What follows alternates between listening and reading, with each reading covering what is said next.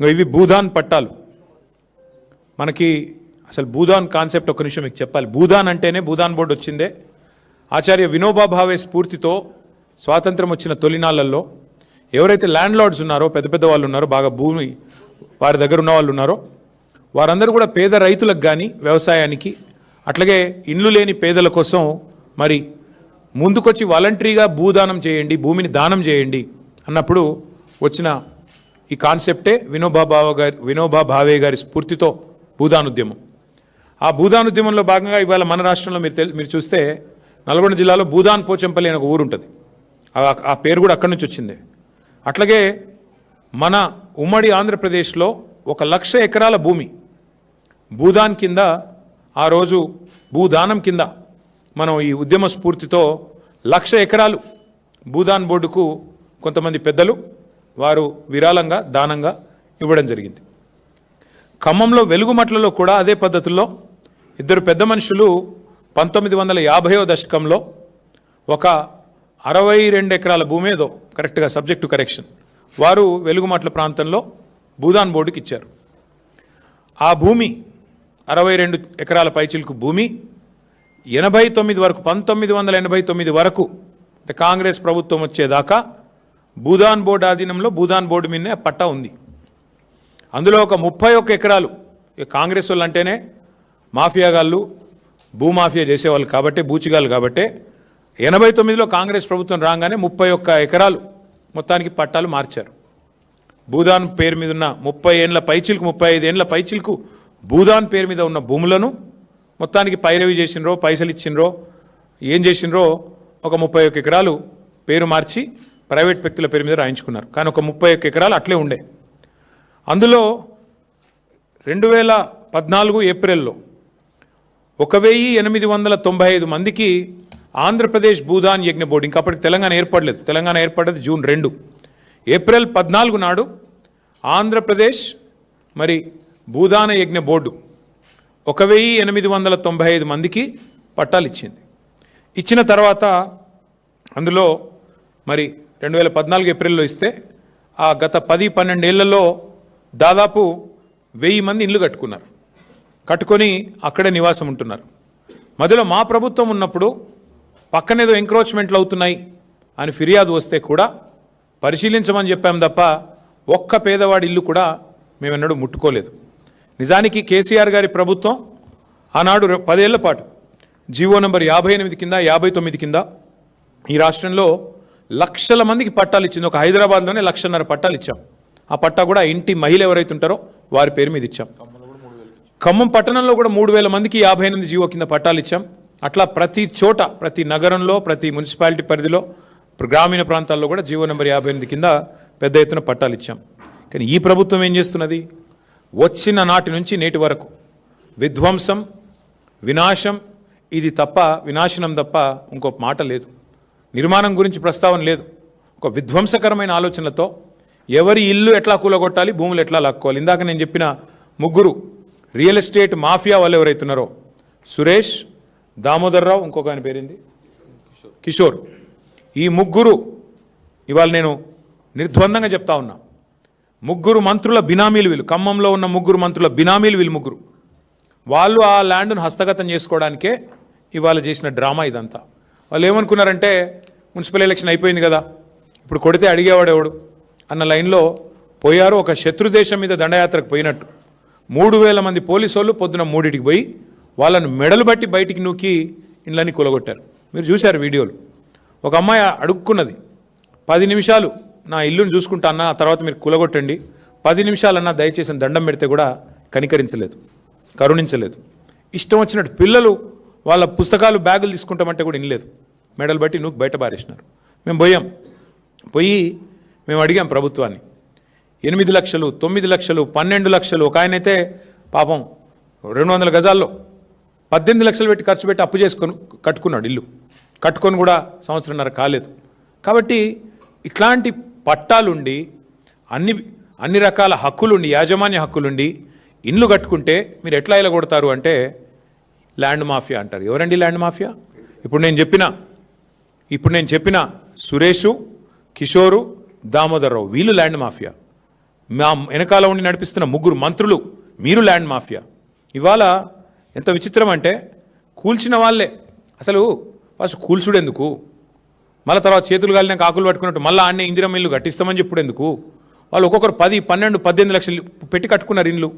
ఇవాళ ఆ ఇండ్లు కూలగొట్టి ఇప్పుడు తీరా హంతకుడే సంతాపం చెప్పినట్టు ఇప్పుడు మళ్ళీ ఈ సిపాయిలే పోయి పట్టాలు ఇస్తారంట. ఎక్కడిస్తారు అది? అక్కడ ఇవ్వరంట. ఎందుకంటే ఆ రియల్ ఎస్టేట్ మాఫియాకి అడ్డం వస్తుంది కాబట్టి పక్కన ఎక్కడో ఇస్తాం, అది కూడా అందరికి ఇవ్వరంట. ఇప్పుడు వాళ్ళకు వచ్చిన ఇబ్బంది ఏంటి అంటే మంత్రులకి శాసనసభ సమావేశాలు ప్రారంభం కాబోతూ ఉన్నాయి 16 నుంచి. మేము వదిలిపెట్టాం, అటు మండలిలో ఇటు హౌస్లో నిలదీస్తాం, ఉక్కిరి బిక్కిరి అవుతారు. ఎందుకంటే ఇలా రియల్ ఎస్టేట్ మాఫియా భాగవతం బయటపడితే తట్టుకోలేరు. అందుకే ఇవాళ ఆగమేఘాల మీద పట్టాల పంపిణీ నిర్ణయం తీసుకున్నారు. నేను ప్రభుత్వాన్ని ఒకటే చెప్తా ఉన్నా, రాష్ట్ర ముఖ్యమంత్రి కూడా ఒకటే చెప్తా ఉన్నా, వెలుగుమట్లలో ఏ నిర్ణయం అయితే మీరు తీసుకోక తప్పలేదో, రాష్ట్ర వ్యాప్తంగా మీరు కూలగొట్టిన ప్రతి ఇల్లు ఆ ఇంటికి మళ్ళీ ఆ కూలిపోయిన వాళ్ళకి న్యాయం జరిగేదాకా, వాళ్ళకు పట్టాలు ఇచ్చేదాకా, వాళ్ళకి ఇండ్లు కట్టించేదాకా మేము వదిలిపెట్టాం. ఇది రాష్ట్ర వ్యాప్తంగా హైడ్రా కావచ్చు, మహబూబ్ నగర్లో దివ్యాంగుల కాలనీ కావచ్చు. ఎందుకంటే మీరు చెప్పారు మీ మేనిఫెస్టోలో, ఏం చెప్పారు మీరు? కాంగ్రెస్ పార్టీ మేనిఫెస్టోలో పేదలకు అసైన్మెంట్ భూముల మీద హక్కులు ఇస్తాం. మీరు చెప్పిన మాట, నేను చెప్తున్నది కాదు. పేదలకి అసైన్మెంట్ భూముల మీద హక్కులు కల్పిస్తాం, యాజమాన్య హక్కులు కల్పిస్తామని చెప్పారు. ఇంకా చాలా వాగ్దానాలు చేసినారు మీరు ఏది భూముల విషయంలో. ఇవాళ అట్లాంటి మీరు భూ మాఫియా చేస్తూ ఇవాళ ఆగమేఘాల మీద మళ్ళీ ఇంకా ఈ దిక్కుమాల పని చేసిందే తప్పంటే తప్పుడు పని చేసి మళ్ళీ ఇంకా కవరింగ్ ఇస్తున్నారు. ఇంకా విచిత్రం ఏంటంటే ఇది 147, 148, 149 ఈ 3 సర్వే నెంబర్లు. మొత్తం పట్టాలు 1895 ఇచ్చారు. అందులో కట్టుకున్న వాళ్ళు దగ్గర దగ్గర 1000 ఉన్నారు. ఇప్పుడు ప్రభుత్వం 400 మందికి ఇండ్లు ఇస్తా అంటుంది. ఇది ఎక్కడ న్యాయం? కట్టుకున్న వాళ్ళు 1000 మంది ఉంటే నువ్వు 410 అంటే ఏందన్నట్టు? ఇది బ్రిటిష్ వాళ్ళలాగా విభజించు పాలించన్నట్ట. నీకు నచ్చినోడికి ఇస్తావు, లేనోడికి ఇవ్వవా? అంటే అసలు కూల్చిన ఇండ్ల సంఖ్యకి మీరు ఇచ్చే పట్టాలకి పొంతన కూడా ఉండదా? 310 సారీ 410 అన్నాను, 310 పట్టాలు. అంటే ఏ అర్థం పర్థం లేకుండా నిజంగా నేను అప్పుడప్పుడు అంటా ఉంటా, ఇప్పుడు మళ్ళీ నిజమే అనిపిస్తుంది నాకు. వీళ్ళు సర్కారు నడుపుతున్నారా, సర్కస్ నడుపుతున్నారా మాకైతే అర్థం కావట్లేదు. కూలగొట్టేది మీరే, మళ్ళీ తప్పుడు లెక్కలు చెప్పేది మీరే, భూమాఫియా అని పెద్ద పెద్ద డైలాగులు కొట్టేది మీరే, మళ్ళీ ఈరోజు చూస్తే అయ్యో అని చెప్పి 4 ఖర్చుకొని మళ్ళీ పట్టాలు ఇచ్చేది మీరే. అది కూడా కొంతమందికి ఇస్తామంటే ఎట్లా అర్థం చేసుకోవాలి మిమ్మల్ని? సర్కస్ నడుపుతున్నారా, సర్కారు నడుపుతున్నారా, ఏం చేస్తున్నారు ఆలోచించండి. ఇంకా సిగ్గులేదా మంత్రికి?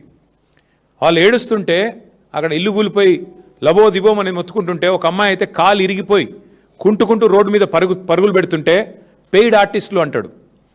అసలు నువ్వు మనిషివా మృగానివా నాకు అర్థం కాదు. నిన్ను అన్నా నీకు ఓట్లేస్తే ఖమ్మం జిల్లాలో ఇదా నువ్వు చేసే పని? నేను అందుకే అంటా ఉన్నా, ముందు ఈ 3 మంత్రులు, ముఖ్యమంత్రి రేవంత్ రెడ్డి ఆ పేద ప్రజలకి ఎవరి ఇండ్లైతే మీరు కూలగొట్టారో, అవమానించే మాటలు మాట్లాడిన దానికి, ఇండ్లు కూలగొట్టినందుకు, గత 10 రోజులుగా వాళ్ళని రోడ్డు మీద నిలబెట్టినందుకు, ఎండకు వానకి ఇబ్బంది పెట్టినందుకు ముందు బహిరంగంగా క్షమాపణ చెప్పండి. అడ్డమైన కేసులన్నీ పెట్టారు వాళ్ళ మీద. ఏమడిగారు వాళ్ళు? మా ఇండ్లు కూలగొట్టొద్దని అడ్డం వస్తే అడ్డమైన కేసులు పెట్టారు వాళ్ళ మీద. ఫస్ట్ ఆ కేసులు విత్డ్రా చేయండి. అట్లాగే నిజంగా చెప్పాలంటే ఆ కూల్చివేతల కంటే కూడా అవమానకరమైన మాటలు, ఎంత బలుపు, ఎంత కావురం మంత్రులకు నాకు అర్థం కాదు. పెయిడ్ ఆర్టిస్టులు అంటావా? నువ్వు పెయిడ్ ఆర్టిస్ట్వి. ఇలా గవర్నమెంట్లో ఉండి పందికొక్కులాగా ప్రభుత్వ సొమ్ము దోచుకుంటూ 1000 కోట్ల కాంట్రాక్ట్లు నీ కొడుకు కంపెనీకి ఇచ్చుకుంటూ ప్రభుత్వ సొమ్మును పందికొక్కులాగా తింటున్న వాడు పెయిడ్ ఆర్టిస్టు. పేదలు ఎందుకు అవుతారండి పెయిడ్ ఆర్టిస్టులు? నీలాంటి పందికొక్కులు, నీలాంటి దుర్మార్గులు, మానస హిల్స్లో ఇల్లీగల్ మైనింగ్ చేస్తున్న పందికొక్కు నువ్వు పెయిడ్ ఆర్టిస్టు. సిగ్గు శరం లజ్జ ఉంటే కాళ్ళు మొక్కి క్షమాపణ చెప్పి వాళ్ళకి ఇండ్లు కట్టించి అప్పుడు మాట్లాడు. ఇండ్లు కూలగొట్టడమే కాకుండా, చేసిన దివాలా కోరు పని చేయడమే కాకుండా, వెనకాల రియల్ ఎస్టేట్ మాఫియాని ప్రోత్సహించడమే కాకుండా వెధవ పని చేసి మళ్ళీ ఇంకా వెధవ మాటలు మాట్లాడుతూ ఉన్నారు. ఇంకా ఘోరం ఏంటంటే, బాధాకరమైన విషయం, అసలు ఒక ఆయనేమో హైదరాబాద్లో ఏసీ రూమ్లో ఇక్కడ కూర్చొని డైలాగులు కొడతాడు, ఇంకొక ఆయన దుబాయ్లో ఉండి వీళ్ళంతా కూడా ల్యాండ్ మాఫియా అంటాడు. ఎవడు ల్యాండ్ మాఫియా? తీసుకొస్తారా పేపర్లు? మీ దగ్గర ఉన్నాయా పట్టాలు? ఎవరిది ల్యాండ్ మాఫియా? ఇలా మీరు ప్రభుత్వంలో ఉన్నారు కాబట్టి ఇష్టారాజ్యం అనుకుంటున్నారా? దీని మీద ఖచ్చితంగా మా ప్రభుత్వం వచ్చిన తర్వాత సమగ్ర విచారణ జరిపిస్తాం, వదిలిపెట్టం. ఏ ఆఫీసర్లు అయితే ఇక్కడ వాళ్ళను భూమాఫియా అనే విధంగా తప్పుడు పత్రాలు ఇచ్చి గందరగోళ వాతావరణం చేసి కేసులు పెట్టి ఆగమాగం చేసి వాళ్ళని 10 రోజులుగా రోడ్ల మీద తిప్పారో వాళ్ళందరికీ నేను చెప్తా ఉన్నా, ఓరిని వదిలిపెట్టాం. ఖచ్చితంగా సమగ్ర విచారణ జరిపిస్తాం, న్యాయం జరిగేదాకా వదిలిపెట్టాం. 10 రోజుల నుంచి మా పువ్వాడ అజయ్ గారు, మా తాత మధు గారు, మా రవిచంద్ర ఎంపీ గారు మా పార్టీ తరఫున భోజనం పెడుతున్నామండి. భోజనం కూడా పెట్టనీయట్లేదు దౌర్భాగ్యులు. భోజనం పెడతాం, వాళ్ళు రోడ్డు మీద పడ్డారు అంబేద్కర్ భవన్లో అంటే భోజనం కూడా పెట్టనివ్వలేదు మమ్మల్ని. ఆఖరికి నిన్న మొన్న వచ్చి భోజనం పెడుతున్న కాడ కూడా నిన్న చిల్లర పనులు చేసి వాళ్ళ అనుచరుల కోసం భూమాఫియా చేస్తుంది మీరు. ఇంకొక మాట నేను అంటా ఉన్నా, అసలు భూదాన్ భూమి అని మీరే చెప్తున్నారు. నేను కలెక్టర్తో మాట్లాడా, అది భూదాన్ భూమి అంటాడు. మరి భూదాన్ అంటే గవర్నమెంటే కదా. భూదాన్ ఉద్దేశమే పేదవాడికి ఇల్లు లేదా వ్యవసాయానికి రైతులకు లేకపోతే పొలం ఇవ్వడం కదా. మరి అక్కడే ఇస్తే అయిపోయేది కదా అని అడిగిన. ఎందుకు గులగొట్టిండ్రని అడిగిన, సమాధానం లేదు. ఏందట అంటే పక్కన విల్లాలు కట్టిండట ఒక ఆయన, కాంగ్రెస్ ఆయన. ఆ విల్లాలకి ఇది అడ్డం వస్తుందట, అందవిహీనంగా ఉన్నాయంట ఇల్లు, ఇవి అడ్డం వస్తుందంట, వ్యూ బాగలేదంట, అందుకని వీళ్ళని తీసేయాలంట. ఇందుకే ఈ ముఖ్యమంత్రిని నేను మొదటి నుంచి తుగ్లక్ అంటున్నది. పిచ్చి తుగ్లక్ పనులు కాకపోతే ఏంటండి ఇవి? భూదాన్ బోర్డుల్లో ఇల్లు కట్టుకుంటే పట్టాలు ఇవ్వాలా? నువ్వే చెప్తావు కదా నీతులు. పేదవాళ్ళు తెలుసో తెలవక ఇల్లు కట్టుకుంటే రెగ్యులరైజ్ చేయాలా? It's a criminal waste. నువ్వే నరికితీవు కదా. అయ్యప్ప సొసైటీలో డెమాలిషన్స్ అవుతుంటే అది చాలా క్రిమినల్ వేస్ట్ కదా. సిమెంట్ వేస్టు, స్టీల్ వేస్టు అని చెప్పి చాలా బాధపడిపోతేవి కదా. మరి ఇవాళ ఎక్కడ పోయినావు? ఇప్పుడు ఎందుకు పిచ్చి తుగ్లక్లాగా మాట్లాడుతున్నావు? ఎందుకు పిచ్చి తుగ్లక్ పనులు చేస్తూ ఉన్నావు? ఇంకొక మాట కూడా నేను చెప్తా ఉన్నా, ఈ భూమాఫియాని ఇక్కడితో వదిలిపెట్టాం. ఎవరైతే భూదాన్ భూములను ప్రైవేట్ పట్టాలుగా మార్చుకొని వాళ్ళ వాటిని హస్తగతం చేసుకునే ప్రయత్నం చేస్తున్నారో వాళ్ళని వదిలిపెట్టాం. తప్పకుండా వాళ్ళని వెంటాడతాం, వాళ్ళని ఎట్టి పరిస్థితుల్లో కూడా వదిలిపెట్టాం. అట్లాగే అసలు ఎంత దుర్మార్గం అంటే అక్కడ గతంలో 100 గజాలు ఉన్నది ఒక్కొక్క పట్టా ప్రకారం. ఇప్పుడు వీళ్ళు 75 ఇస్తారంట. అంటే 25 ఎవరు నొక్కుతున్నారు? పొంగులేటా, తుమ్మలనా, బట్టిగారా, ఎవరు? పేదవాడి గతంలో అక్కడ 100 గజాలు ఇచ్చిందే భూదాన్ బోర్డు. మళ్ళీ అందులోకి వెళ్ళి ఇప్పుడు 75 ఇస్తాం 25 ఏమంటే ఎవడు దొబ్బేస్తున్నాడు? అది మీరేనా? మీ వెనకాల ఉండే బ్రోకర్లా? ఇది చెప్పాలని చెప్పి డిమాండ్ చేస్తూ ఉన్నాం. అట్లాగే ఇంకా విచిత్రమైన మాట మాకు అర్థం కాంది, ఓపెన్గా చెప్తున్నాడు ఆ భూదాన్ చైర్మన్, అవి పట్టాలు నేనే ఇచ్చినా అది 100% కరెక్ట్ పట్టాలని రాజేందర్ రెడ్డి అని భూదాన్ చైర్మన్ చెప్తున్నాడు. తప్పైతే మరి చెప్పండి, ప్రభుత్వం ముందుకు వచ్చి చెప్పనియండి. అది కూడా మీదే కదా భూదాన్ బోర్డు అంటే. అంటే హైకోర్టు ఆర్డర్స్ ఉన్నాయి గతంలో ఇంప్లిమెంట్ చేయమని. అంటే ఈ రకంగా ఇంత నిర్లజ్జగా, ఇంత నిస్సిగ్గుగా ఇవాళ 1500 మంది. ఇంకా విచిత్రమైన విషయం మీకు చెప్తాను నేను. ఇప్పుడు ఆ 311 లిస్ట్ ఇచ్చారు. ధర్మవరపు దుర్గా అనే అమ్మాయి, వైఫ్ ఆఫ్ ధర్మవరపు రవి, కామేపల్లి మండలం అడవి మధ్యలపల్లి సొంతూరు, ఇక్కడికి వచ్చి 7 ఏళ్ళైంది. ఆ లిస్టులో ఆ పేరు లేదు. దుగ్గిరాల శ్రీకాంత్ సన్ ఆఫ్ బాలయ్య, సొంతూరు ఎన్కూరు, 20 ఏళ్ళుగా ఖమ్మంపట్నంలో ఉన్నాడు. మరి ఆయనను కూడా ఇప్పుడు వదిలిపెట్టారు కావాలని. వంగూరు ముత్తయ్య సన్ ఆఫ్ సాంబయ్య, సొంత ఊరు అడవి మధ్యలపల్లి కామేపల్లి మండలం, మరి 8 ఏళ్ళుగా వెలుగుమట్టలో ఉంటున్నాడు. పట్టా ఉంది, అన్నీ ఉన్నాయి, ఆయన కూడా ఎంపిక చేయలేదు.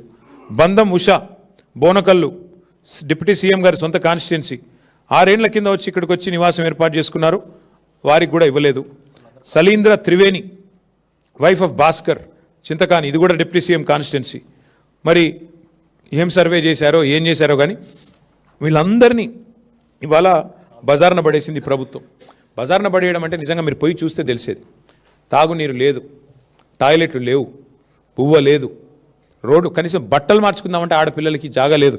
అట్లాంటి ప్లేసుల్లో వదిలిపెట్టి ఇవాళ పిల్లలు ఎగ్జామ్స్ ఉన్నాయి, ఇంటర్మీడియట్ ఎగ్జామ్స్ రాసే పిల్లలు రోడ్డు మీద వదిలిపెట్టిపోయారు. ఎన్నింటికి మించి నికృష్టంగా ఏసీపీ ఉన్నాడు ఆయన, ఖమ్మం ఆయన. మరి ఆయన అన్నం తింటున్నాడా గడ్డి తింటున్నాడా తెలియదు నాకు. వీళ్ళ మీద కేసులు పెడతారండి? ఎవడో మంత్రి చెప్తే పనికి మాలినోడు. ఆ ఏసీపీకి బుద్ధి జ్ఞానం ఉంటే, ఆ ప్రభుత్వానికి బుద్ధి జ్ఞానం ఉంటే విత్డ్రా చేసుకోవాలి కేసులు వెంటనే. తప్పుడు పని చేశారని మీరే ఒప్పుకున్నారు. పట్టాలు ఇవ్వడం అంటేనే మీ తప్పు మీరు ఒప్పుకున్నట్టు. మరి అట్లాంటప్పుడు తప్పుడు కేసులు బనాయించినందుకు కూడా క్షమాపణ చెప్పండి. తప్పకుండా ప్రజలకు ఏదైతే మీరు తప్పు జరిగిందో క్షమాపణ చెప్పి ఆ కేసులు కూడా విత్డ్రా చేసుకోవాలి. ఆ ఏసీపీ గారు మా పార్టీ నాయకుల మీద కూడా కేసులు పెడుతున్నాడంట, మేము అన్నం పెడుతున్నందుకు. ఇంతకంటే హీనమైన పని ఇంకోటి ఉంటుందా? మా టౌన్ ప్రెసిడెంట్ మీద, మా పార్టీ నాయకత్వం మీద ఒకటి కాదు 7-8 కేసులు ఒక్కొక్కరి మీద. నాకు ఇంకో సమాచారం విచిత్రంగా అనిపించింది, పీడీ యాక్ట్ పెట్టే ప్రయత్నం చేస్తున్నారంట. ఎందుకంటే వీళ్ళు నక్సలైట్లని, లెఫ్ట్ పార్టీలని, ఓపీడీఆర్ అనే సంస్థ మీద కూడా ఏదో పీడీ యాక్టులు పెట్టే ప్రయత్నం చేస్తూ ఉన్నారంట.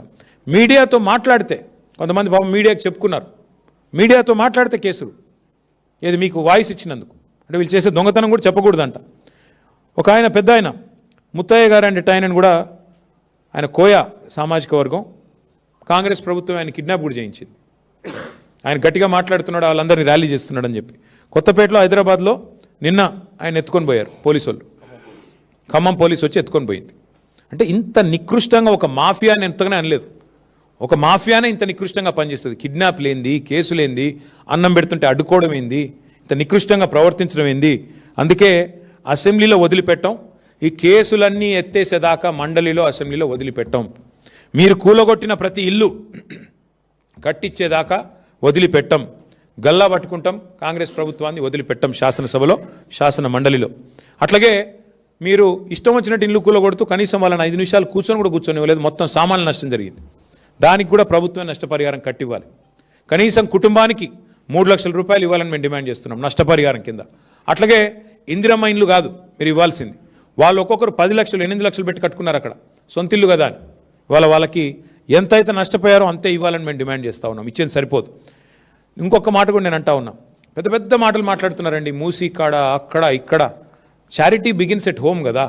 మీకు సిగ్గంటూ ఉంటే మీరు కదా చెరువులు కబ్జా పెట్టి ఇండ్లు కట్టింది. ఇవాళ మీ రెవెన్యూ మినిస్టరు, మీ చీఫ్ విప్ పట్నం మహేందర్ రెడ్డి, మీ మంత్రి వివేకు, రేవంత్ రెడ్డి అన్న తిరుపతి రెడ్డి, మీరు కదా శిఖంలో ఇండ్లు కట్టింది. ఇవి కూడా కొట్టండి ముందు. ఇవి ముట్టకుండా అధికారులందరూ ఇంకేం పని లేనట్టు పేదవాళ్ళ మీద పడ్డమైంది.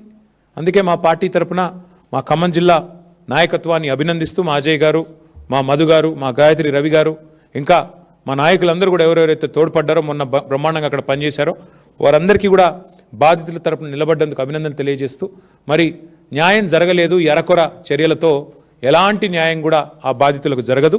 వారికి న్యాయం జరిగేదాకా వదిలిపెట్టం. ప్రతి ఒక్కరికి పట్టా ఇచ్చేదాకా, నష్టపరిహారం ఇచ్చేదాకా కులగొట్టిన దానికి. అట్లాగే 75 గజాలు కాదండి, 100 గజాలు ఇవ్వాలి. అట్లాగే ఒక్కొక్కరికి 8-10 లక్షలు ఇస్తేనే అది సంపూర్ణమైన న్యాయం చేసినట్టు అవుతుంది. ప్రభుత్వం తన తప్పును తాను తెలుసుకున్నట్టు అవుతుందని చెప్పి కూడా తెలియజేస్తూ, ముందు మంత్రులు క్షమాపణ చెప్పాలి. వాళ్ళు ఏం చేసినా మా ప్రభుత్వం వచ్చాక ఈ అంశాన్ని వదిలిపెట్టాం.